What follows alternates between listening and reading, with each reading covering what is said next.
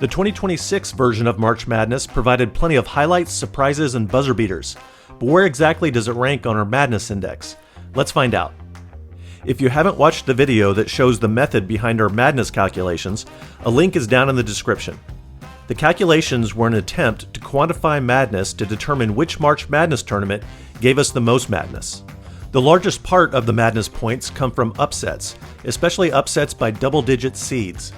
Did 2026 deliver those first-round upsets? Not really.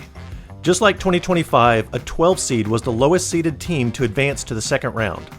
Of the 4 double-digit seeds who won their first-round games, 2 were from the Southeastern Conference, and the slipper that fits Cinderella doesn't really fit on SEC teams.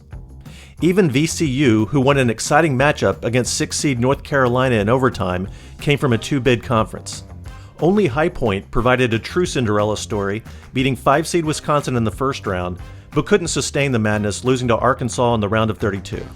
The Final Four is still left to be played, with the potential to give us some outstanding games, but with 2 1s, a 2, and a 3 seed, there are not many more madness points to be picked up by our rankings. So here are the years we established as the tournaments that had the most madness, and 2026 lands near the bottom. Okay, so it seems there are some flaws in our method for calculating madness points. There's always a recency bias, but with the number of buzzer beaters in this year's games, it feels like it should be higher in the madness rankings. The end of the UConn-Duke game alone should keep 2026 out of the bottom 5. I'd like to give a big thank you to everyone who watched and contributed all the excellent comments and suggestions to the original video.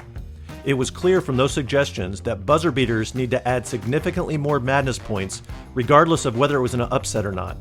Madness points also need to be added for 1 seeds getting knocked out before the Final Four. These improvements will be added to a revised version of the Madness rankings for next year's tournament. Any comments on how much madness you thought the 2026 tournament had, or suggestions on how to improve the madness calculations are appreciated, and thanks for watching.